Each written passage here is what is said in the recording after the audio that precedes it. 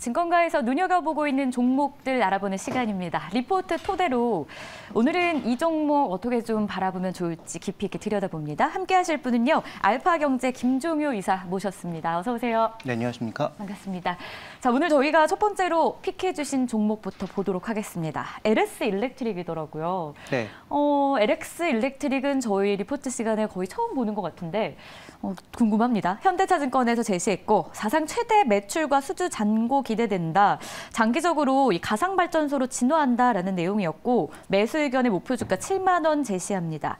현대차증권 외에도 해당 기업에 대한 리포트를 하이투자증권에서도 내놨더라고요. 네. 분석 한번 해보고 싶어요. 사상 최대 매출 배경부터 좀 알려주실까요? 일단 에너지 인프라가 증가하고 있다는 게 핵심 포인트죠. 네. 그러니까 이 회사의 매출을 크게 보면 이제 세 가지라고 봐야 되는데 세 가지 모두 비교적 견조하다. 그러니까 철도 관련 전력 시스템이 한 가지가 있고요. 그다음에 또 한 가지는 공장 자동화와 관련된 매출이 있습니다. 근데 이 두 가지는 전체 매출에서 또 이익에서 차지하는 비중은 굉장히 낮고요. 주력은 전력기기라고 봐야 되는데 네. 그 전력기기라고 하는 게 뭐냐면 송배전과 관련된, 그러니까 전력을 보내고 받는 이것에 관련된 시스템을 전반적으로 다 통합해서 이 처리하는 업체라고 보시면 될 것 같습니다. 그래서 이 송전과 배전과 관련된 여러 가지는 뭐 변압기를 포함해서 그 안에 굉장히 다양한 그런 제품들이 들어가게 되는데, 자, 이런 것들을 실제로 할 수 있는 업체가 국내에 뭐 크게 보면 세 가지 정도 있죠. 현대일렉트릭, 효성중공업, LX 일렉트릭이 있는데 이런 업체들이 뭐를 할 거냐? 결국은 지금 풍력과 태양광이 늘고 있잖아요. 네. 근데 거기서 발전하면 그걸 어떻게 해야 되죠? 발생한 전력을 어딘가 저장을 하거나 저장을 할 수가 없다면 바로 어딘가 끌어와야 우리가 쓸 수가 있는 거죠. 예를 들어서 뭐 해상풍력, 바다에서 이제 풍차 돌아가잖아요. 거기서 발생한 전기가 거기서 쓰일 리가 없잖아요. 그러면 땅으로 가져와야 되는데 거기에 관련된 송배전, 새로 깔아야 되는 상황인 거고요. 그러면 뭐가 필요할까요? 전선 필요하고요. 그다음에 그 전선을 연결해 줄 수 있는 송배전 시스템들이 필요한 겁니다. 뭐 풍력뿐만 아니라 태양광도 마찬가지고요.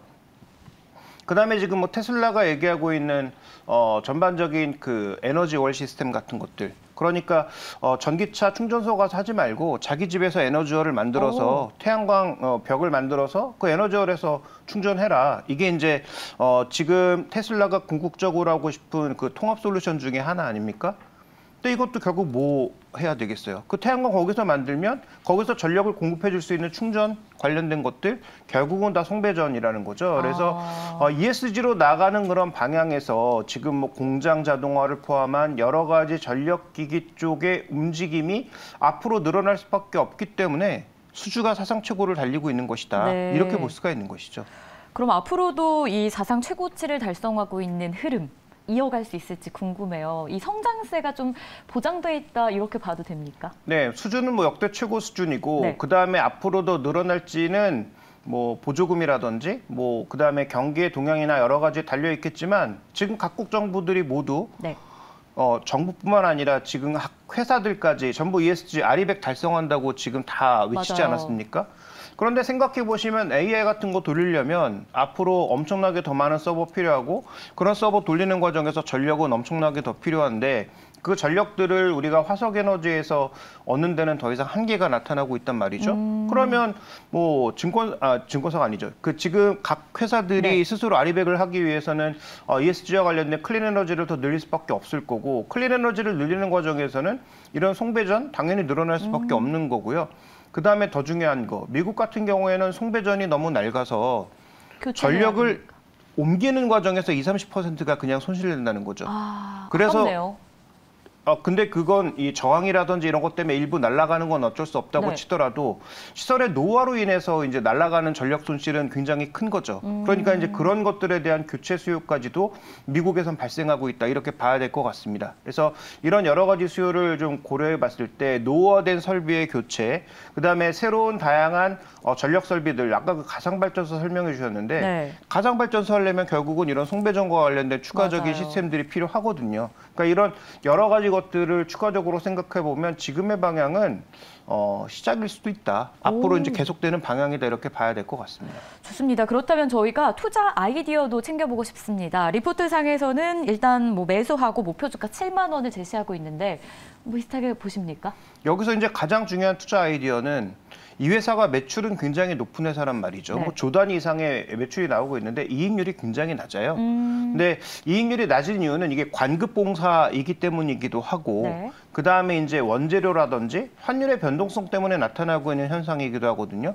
그럼 역으로 뒤집을 때 이익률을 끌어올리려면 가장 민감한 변수 두 가지, 원자재 가격과 환율이라는 거죠. 네. 그러면 원자재 가격은 아시는 것처럼 작년 한 가을부터 계속 내리막길이죠. 지금 뭐 네. 굴이라든지 이런 가격들이 전체적으로 다 빠지고 있잖아요. 그래서 이걸 고려해 보면 일단 원자재 쪽에서는 큰 문제가 될 것 같지 않고 작년에 이제 그 역대 최고의 수출 잔고에도 불구하고 이익이 안 좋았던 것 환율 때문이었거든요.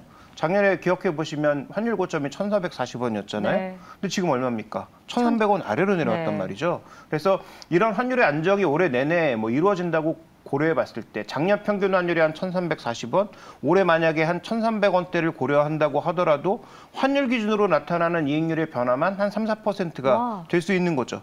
그러면 이 회사는 매출 단이 워낙 크기 때문에 환율 쪽에서 나타나는 이 3% 정도의 변화만으로도 이익은 굉장히 플렉시블하게 늘어날 수 있는 그런 여력이 있다는 거죠. 그래서 그런 부분들을 봤을 때 이미 매출이 크고 이익률이 낮은 회사가 이익률이 높아질 수 있는 요인이 있는 데다가 수주 잔고가 많이 쌓여 있다. 그런 관점에서 저는 긍정적으로 볼 필요가 있다. 이렇게 말씀드리고 싶습니다. 좋습니다. 그렇다면 이 리포트 저희가 LX 일렉트릭을 좀 살펴봤는데 리포트 자체 좀 믿어봐도 괜찮겠습니까? 네, 저는 오히려 지금 뭐 제가 웬만하면 리포트를 말씀드릴 때 제시된 목표가가 조금 너무 괴리가 있지 않느냐. 그런 얘기 우리가 하셨었어요. 이제 현실적으로 볼 수 있는 목표가와 좀 괴리가 있지 않느냐를 말씀드리고 있는데 이건 반대로 좀 너무 보수적으로 잡은 게 아닌가라는 생각이 듭니다. 그럼 어디까지 보세요? 저는 뭐 제가 일단 기본적으로 보는 건 한 8만 원 정도까지는 보고 있는데 네. 이 종목이 이제 과거 정말로 좋았을 때, 그러니까 밸류가 엄청나게 높아졌을 때는 한 뭐 11만 원 정도까지 간 적도 있는데요. 뭐 중장기적으로 본다면 뭐 이 중장기적이라고 하면 최소한 뭐 2년 이상의 어떤 네. 그 사이클을 본다면 뭐 멀리는 그 정도의 가격도 한번 시도해 볼 만 하겠죠. 그래서 LS 그룹으로 분리되고 나서 조금 거듭나고 있는 그다음에 아까 이제 말씀드리지 않았던 공장 자동화라든지 그다음에 철도와 관련된 전력 시스템 역시도 계속 수출이 늘고 있다라는 점도 고려해 보실 필요가 있겠고요. 그다음에 이제 공장 자동화는 국내 이제 1위권이라고 봐야 될 텐데 다 이제 우리나라 늙어가고 있고 노령 인구가 늘어나고 있고 그다음에 이런 여러 가지 이유로 인해서 상대적으로 지금 많이 이 공장 자동화를 해야 되는 시기 아니겠습니까? 그와 관련된 매출도 이제 고려해 본다면 뭐 세계 산업 분야 자체가 올해 전반적으로 좋을 것이다 이렇게 봐야 될 것 같습니다. 좋습니다. 자, 그렇다면 저희가 확인한 LX 일렉트릭 일단 뭐 리포트상에선 7만 원의 목표 주가였지만 뭐 8만 원까지 볼 수 있다는 김종효 이사의 의견도 챙겨보겠습니다. 첫 번째 종목 봤고요. 이어서 효성 TNC 두 번째 종목으로 넘어가 볼게요. DGB금융그룹에서 가동률과 재고 추이에서 증명되는 수요 회복이다라는 제목을 달았습니다.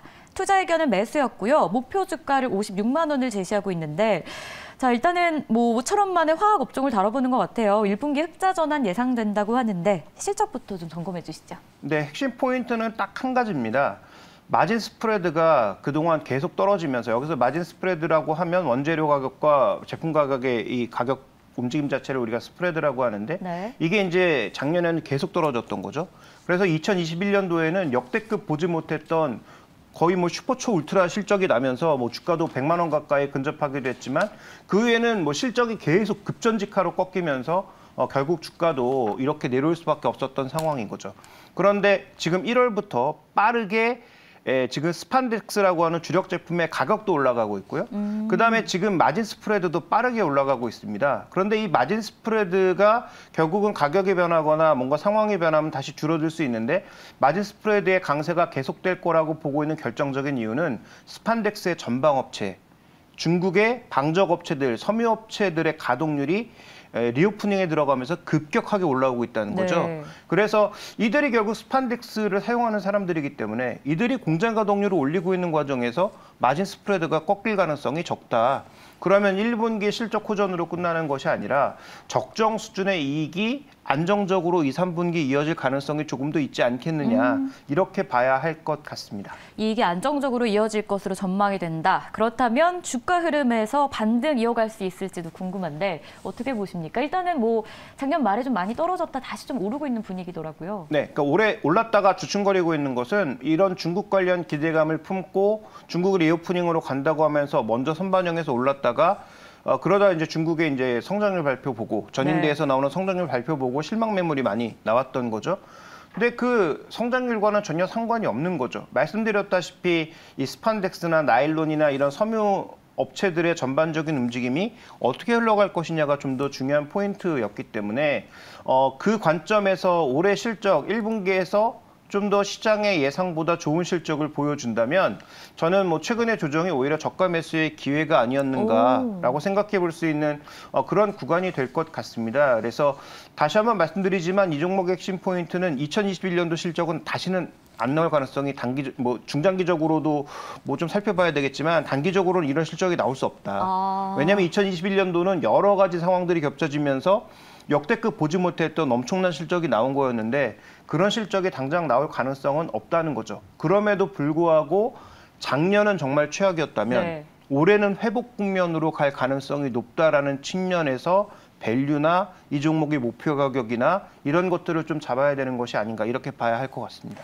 좋습니다. 그럼 투자 아이디어는 어떻게 보십니까? 네, 한마디로 말씀드릴 수 있습니다. 회복입니다. 앞서 말씀하신 이제는 회복에 집중하자? 네, 그렇습니다. 그래서 2021년도는 초호황, 2022년에는 중국의 봉쇄로 인해서 거의 뭐 급락 양상이었는데 중국의 리오프닝 뭐 돌린다고 해서 뭐 과거처럼 이렇게 뭐 초호황으로 갈 가능성은 낮죠. 중국의 경제 성장률도 예전에 비해선 낮고, 그다음에 이제 이 스판덱스가 뭐 여러 군데 쓰이는 굉장히 이제 고마진의 상품이기는 하지만 그렇다고 해서 뭐 예전만큼 어떤 높은 마진을 보이긴 어려운 측면이 분명히 있기 때문에 결국 회복에 초점을 맞춘다면 어느 정도 수준까지 바라보는 것이 적정한가에 대한 고민이 저는 필요하다라고 보고 있고 투자 아이디어는 회복의 강도가 가장 중요하지 않나 이렇게 보고 있는 것입니다. 회복에 초점을 맞추는데 적정 수준 말씀하신 걸 그럼 어느 정도라고 보고 계신 거세요? 좀 제시해 주실 수 있을까요? 네, 조금 뭐 현재 지금 이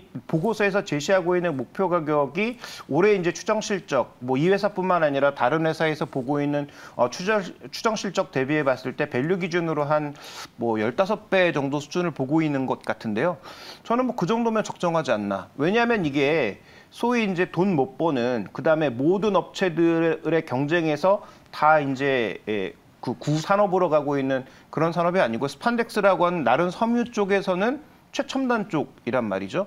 그럼 일정 부분의 밸류에이션을 얹어줄 필요가 있는 것이고 그런 관점에서 PR 기준 뭐 15배는 저는 뭐 그렇게 뭐 비싼 가격도 아니고 그렇게 또 낮게 본 것도 아닌 적절한 수준의 밸류에이션을 한 것이 아닌가. 그래서 여기서 제시되고 있는 56만 원의 목표가 저는 뭐 충분히 달성 가능한 합리적인 가격이 아닌가라고 판단하고 있고 현재 제시하고 있는 밸류에이션 자체도 그렇게 맞다고 판단하고 있습니다. 다만 여기서 이제 제가 아까 강도를 중요하다고 말씀드렸는데요.